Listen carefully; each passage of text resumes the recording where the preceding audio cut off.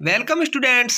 Board exam 2024 कक्षा 5 पर्यावरण का ये पेपर आपके लिए बहुत ही महत्वपूर्ण है। पर्यावरण अध्ययन विषय जो आपके बहुत ही महत्वपूर्ण है, उसके अंदर आपको 80 नंबर का ये पेपर होगा और परीक्षा के अंदर आपको समय मिलता है 2.5 घंटे का। आपको अपने रोल नंबर अंकों में और शब्दों में यहाँ पर लिखने होते हैं। तो जो आपको पेपर मिलेगा उसी के अंदर आपको आंसर देने हैं। तो यहाँ पर आपको अपने रोल नंबर अंकों में और यहाँ पर शब्दों में लिख देना है। यहाँ पर दिनांक लिख देनी है कि पेपर कितने तारीख को है। उसके बाद में ये इस तरह से पेपर आएगा। आपको पेपर के अंदर ही सारे सवालों को हल करना है। तो इस वीडियो के अंदर पूरा मैं आपको सारे सवालों के आंसर भी बताऊंगा, कौन कौन से सवाल है जो आपकी परीक्षा में आ सकते हैं। अभी तक यदि आपने चैनल को सब्सक्राइब नहीं किया है तो जरूर कर लीजिएगा और वीडियो को अपने दोस्तों तक जरूर शेयर कर दीजिएगा। वीडियो को लाइक करना भी मत भूलिएगा। चलिए यहाँ पर सबसे पहले आपका आता है अवलोकन एवं दर्ज करना। 8 नंबर के ये सवाल आते हैं। अंक 12 8 लिखा हुआ, मतलब 8 नंबर के ऐसे अवलोकन वाले सवाल है, यानी देखो और लिखो।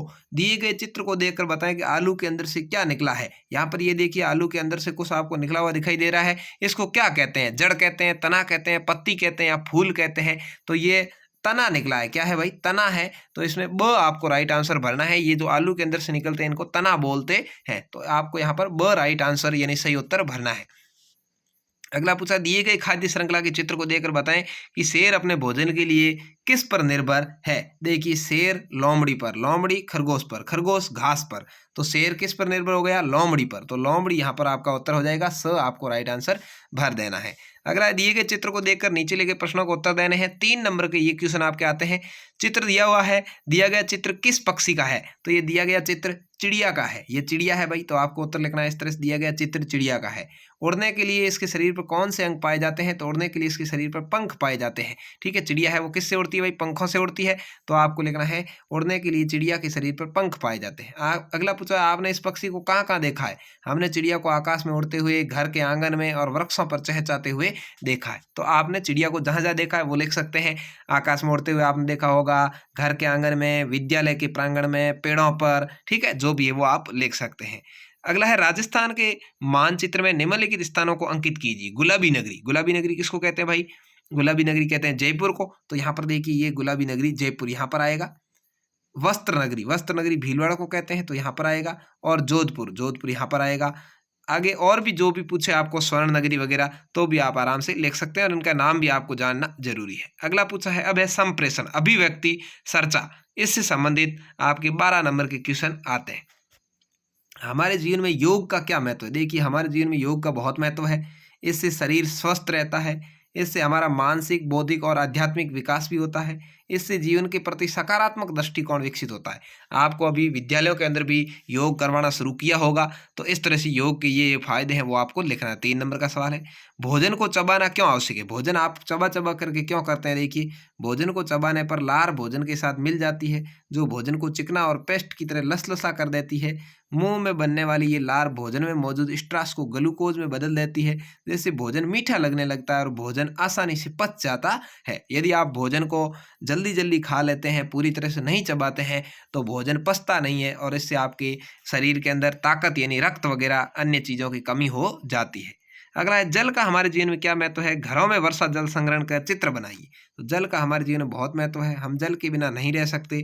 हमें नहाने, धोने, पीने, घरेलू कार्यों आदि के लिए जल की आवश्यकता होती है। विद्युत उत्पादन एवं सिंचाई आदि के लिए भी जल का उपयोग किया जाता है। घरों में वर्षा जल संग्रहित करने का चित्र है। देखिए, ये इस तरह से घरों के ऊपर से जो बादल बरस रहे हैं, यहाँ पानी आता है, तो इस तरह से ये हार्वेस्टिंग सिस्टम लगा होता है। पाइप के माध्यम से ये टंकी या जो भी आपके टाँका जल संग्रहण का बना होता है उसके अंदर जुड़ा हुआ होता है, तो पानी वहाँ इकट्ठा हो जाता है। तो इस तरह से आपको ये चित्र भी बनाना है।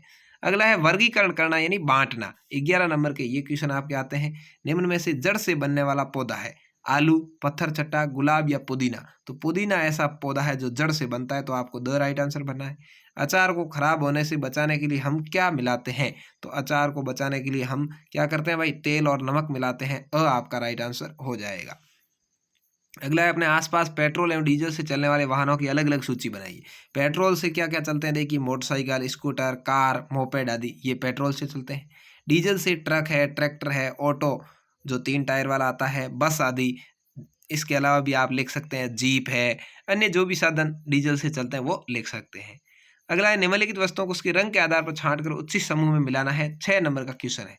आंवला, नीम की पत्ती, मावे की बर्फी, जलेबी, बूंदी के लड्डू, दही, दूध, अंगूर, नींबू, करेला, नमक, शक्कर। सफेद रंग वाले, पीले रंग वाले, हरे रंग वाले। तो देखिए यहाँ पर सबसे पहले आंवला है। आंवला कैसा रंग होता है भाई? हरा रंग होता है। आंवला को यहाँ लिख देंगे हरा रंग में। नीम की पत्ती, इसका भी हरा रंग होता है। मावे की बर्फी, इसका रंग सफेद होता है। ठीक है, कलर मिलाएं तो अलग हो सकता है, नहीं तो लगभग यही होता है। जलेबी, इसका रंग पीला होता है। बूंदी के लड्डू, इसका भी रंग पीला होता है। दही, ये सफेद होता है। दूध, दूध भी सफेद होता है। अंगूर, अंगूर यहाँ पर हरा रंग के होते हैं। ठीक है, और नींबू, नींबू ये पीले रंग के होते हैं। कभी कभी नींबू हरे रंग के भी मिलते हैं, तो हरे वाले में भी रख सकते हैं आप। करेला, ये हरे रंग का ही होता है हमेशा। ठीक है, नमक, नमक ये सफेद रंग का होता है। शक्कर, ये भी सफेद रंग की होती है। तो इस तरह से आपको इनको अलग अलग छांटना है। नींबू को आप चाहें तो हरे वाले में भी रख सकते हैं। अगला है व्याख्या करना, विश्लेषण करना। अंक बार 17 नंबर। 17 नंबर के ऐसे क्वेश्चन आते हैं व्याख्या वाले। राजस्थान के किन्हीं 3 किलों के नाम लिखिए। चित्तौड़गढ़ का किला, रणथंभौर का किला, मेहरानगढ़ का किला, आगे आप जैसलमेर का किला, ऐसे और भी लिख सकते हैं। जो भी आपको 3 ठीक लगे वो लिखने। भू संकलन से आप क्या समझते हैं अपने शब्दों में लिखिए। तो पहाड़ों पर जमीन खिसक कर मिट्टी, मलबा, पत्थर आदि का लुढ़क कर पहाड़ों से नीचे गिरना भू संकलन कहलाता है। भू संकलन का मतलब होता है पहाड़ों का खिसकना। ठीक है, अगला है भवन निर्माण के लिए कौन कौन सामग्री आपके आसपास मिलती है, कौन कौन सामग्री दूसरी जगहों से मंगवानी पड़ती है। यानी भवन निर्माण करना है, अपने को मकान बनाना है, आसपास मिलने वाली पानी मिल जाता है, मिट्टी मिल जाती है, बली फंटे यानी जो काम में लेते हैं ना, जिनको कहते हैं पाटिया वगैरह, आपकी भाषा में कहते होंगे, पत्थर, ये भी अपने नज़दीक में ही मिल जाते हैं। कईयों के नहीं मिलते हैं तो बाहर से मंगवाने पड़ते हैं। दूसरी जगह से क्या मंगवाते हैं? लोहे के सरिये मंगाते हैं, बजरी मंगाते हैं, सीमेंट मंगाते हैं, ईंटें आदि ये बाहर से मंगवाते हैं। कई बार पत्थर भी आपके नज़दीक में नहीं है तो ये भी बाहर से मंगवाए जा सकते हैं। अगला है नदी के पानी तथा गड्ढे के पानी में क्या अंतर है। देखिए, नदी का पानी बहता हुआ पानी है, इसलिए वो सड़ता नहीं तथा उसमें दुर्गंध नहीं आती। जबकि गड्ढे का पानी ठहरा हुआ पानी है, सड़ने के कारण उसमें दुर्गंध आने लगती है और उसमें कीड़े मकोड़े और मच्छर आदि पैदा हो जाते हैं। ठीक है, तो कौन सा पानी अच्छा हुआ? नदी का पानी। ठीक है, बावड़ियों का पानी गंदा नहीं हो इसके लिए हमें क्या करना चाहिए? बावड़ियों का पानी गंदा ना हो इसके लिए हमें बावड़ियों के पानी में गंदगी नहीं करनी चाहिए और समय समय पर इनकी साफ सफाई करते रहना चाहिए। अब अगला है प्रश्न करना। देखिए, अंक 12 9 नंबर का आया है प्रश्न पूछना। कैसे? किसान से खेती के बारे में जानकारी प्राप्त करनी हो तो आप उससे क्या क्या पूछेंगे? 3 प्रश्न लिखने। खेती के काम आने वाले औजार कौन कौन से, ये अपन किसान से पूछेंगे तो वो उत्तर बता देगा। अपने को यहाँ प्रश्न नहीं लिखना है। ठीक है ना, खेती में पशुओं का क्या उपयोग है, खेती की मिट्टी को उपजाऊ बनाने के लिए कौन कौन सी खाद का उपयोग किया जाता है, ये बातें आपको लिखनी है। अगला पूछा है नीचे दिए गए चित्र को देखकर कारीगर से भवन निर्माण के बारे में जानकारी प्राप्त करने के लिए कौन कौन से प्रश्न पूछेंगे। कोई 4 प्रश्न आपको लिखने हैं। यहाँ पर देखिए, कारीगर है वो भवन निर्माण कर रहा है, यहाँ पर ये महिला है वो माल डाल रही है, ये आदमी और ये महिलाएं माल ईंटें वगैरह ले जा रहे हैं और ये यहाँ पर जो है उसका निर्माण कर रहे हैं। तो इनसे क्या सवाल पूछ सकते हैं? देखो, भवन निर्माण के लिए कौन कौन सी सामग्री की आवश्यकता होती है, एक सवाल ये पूछ सकते हैं। भवन निर्माण है तो आप कौन से औजार काम में लेते हैं, ये पूछ सकते हैं। भवन निर्माण में दीवारों की चिनाई के लिए किन किन सामग्री की जरूरत होती है। भवन निर्माण में सीमेंट का उपयोग क्यों किया जाता है। भवन निर्माण के लिए आपको मजदूर कहाँ से मिलते हैं। ठीक है, ऐसे और बहुत सारी बातें पूछ सकते हैं। अब है प्रयोग करना। ये 12 नंबर के क्वेश्चन आपके आते हैं 5वीं क्लास के अंदर पर्यावरण के पेपर में। आपका बहुत ही महत्वपूर्ण ये पेपर है। देखिए, बर्फीले पहाड़ों पर फिसलने से बचाव के लिए पर्वतारोही किसका उपयोग करते हैं? नुकीली कील लगे जूतों का, जिससे कि वो फिसले नहीं। सर आपका राइट आंसर होगा। अभी तक यदि आपने चैनल को सब्सक्राइब नहीं किया तो जरूर कर लीजिए, क्योंकि आपको यहाँ पर हेल्पफुल वीडियो मिलने वाले हैं कक्षा 5 से संबंधित। जब आपकी परीक्षा 15 अप्रैल से शुरू होगी तब तक आपको 5-5 पेपर सभी सब्जेक्ट के मिलेंगे। 5 हिंदी के, 5 पर्यावरण के, 5 अंग्रेजी के और 5 गणित के।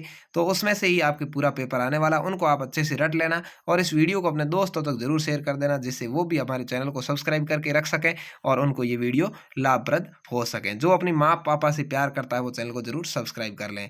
अगला है चौराहे पर लगी ट्रैफिक लाइट के 3 रंगों से हमें क्या संकेत मिलते हैं। देखिए, लाल बत्ती इससे रुकने का संकेत मिलता है, हरी बत्ती से चलने का संकेत और पीली बत्ती से सावधान होने का संकेत मिलता है कि आपको हरी बत्ती होने वाली है। अब है वायु प्रदूषण के प्रति जागरूकता। कोई 2 स्लोगन लिखने। तो मत फैलाओ वायु प्रदूषण, पर्यावरण को करो संरक्षण, वायु प्रदूषण रोकें, प्रकृति की रक्षा करें, या आप अन्य कोई भी लिख सकते हैं। आपका चयन पर्वतारोहण के लिए किया गया है, मतलब पर्वत पर चढ़ने के लिए किया गया है। आप इसके लिए क्या पूर्व तैयारी करेंगे, योजना बनाकर लिखनी है। तो देखिए, हम खाने के डिब्बे, नुकीली कील लगे जूते, नुकीली सड़, रस्सी, दस्ताने, स्लीपिंग बैग, बोतल, टार्च, खूंटे, कीलें, हथौड़ी, प्लास्टिक सीट आदि सामग्री को ले जाने की तैयारी करेंगे, क्योंकि ये वहाँ चाहिए। कुछ दिन पहले से अपने ब्लड प्रेशर की जांच कराएंगे, पैदल चलने का अभ्यास करेंगे और वहाँ आने वाली कठिनाइयों के बारे में जानकारी हासिल करेंगे, क्योंकि पर्वतारोहण बहुत ही कठिन काम है। अब अगला है न्याय और समता के प्रति सरोकार की 4 नंबर की क्वेश्चन आते हैं। कार चलाते समय निम्नलिखित किस बात का ध्यान रखना है? सीट बेल्ट बांधना, शराब पीकर गाड़ी नहीं चलानी, गलत तरीके से ओवरटेक नहीं करना, उपयुक्त सभी। तो ये सभी बातें सत्य है, द आपको राइट आंसर बनना है। पहाड़ों पर बढ़ते कचरे को रोकने के लिए आप क्या प्रयास करेंगे, उसकी कार्य योजना। पहाड़ों पर बढ़ते कचरे को रोकने के लिए क्या करना? देखिए, प्लास्टिक की वस्तु अपने साथ नहीं ले जाएं, अपने सामान को पहाड़ों पर छोड़कर नहीं आए, पहाड़ों पर गंदगी नहीं फैलाएं, कचरा समेट कर वापस लेकर आएं, ठीक है, और कचरा पात्र में डालें, जिससे पहाड़ों पर गंदगी नहीं होगी। अगला आता है एक दूसरे कार्यों का सम्मान और गुणों की प्रशंसा करना, 7 नंबर का। आप किन लक्षणों के आधार पर पहचानेंगे आपके मित्र को पीलिया रोग हुआ है? मूत्र का पीला आना, आंखों का रंग पीला होना, नाखून का पीला होना, उपयुक्त सभी। ये सभी सही है। इसमें से कोई भी लक्षण दिखे उसका मतलब उसको पीलिया होने वाला है, हो गया है। फूंक से हम क्या क्या कार्य कर सकते हैं? फूंक देना, ठीक है, हवा से। फूंक से हम निम्न कार्य कर सकते हैं: बांसुरी बजाना, सीटी बजाना, गुब्बारे फुलाना, धूल उड़ाना, गर्म चीज को ठंडा करना आदि काम करते हैं। हमारे गली मोहल्ले में साफ रहे इसके लिए हम क्या क्या कर सकते हैं? हमारे गली मोहल्ले साफ रहे इसके लिए हम निम्न कार्य कर सकते हैं: गली मोहल्ले के लोगों को गंदगी से होने वाली बीमारियों से जागरूक करेंगे, गली मोहल्ले में कचरे को उठाने की व्यवस्था करना और गली मोहल्ले में झाड़ू लगवाना, गली मोहल्ले में जगह जगह पर कचरा पात्र रखवाना और उसका उपयोग करने के लिए प्रेरित करना, और गली मोहल्ले में कचरा फैलाने वाले पर जुर्माने की व्यवस्था करना। तो ये था आपके पर्यावरण का पेपर। कैसा लगा ये कमेंट करके ज़रूर बताएं, और कक्षा 5वीं की तैयारी कर रहे सभी स्टूडेंट्स तक इस पेपर को ज़रूर भेजें, जिससे कि वो भी इसकी तैयारी कर सकें और परीक्षा में 80 में से 80 नंबर और 20 नंबर आपकी परीक्षा में गुरुजी भेज देंगे, तो 100 में 100 नंबर आप ला सकें। धन्यवाद। जय हिंद। वंदे मातरम।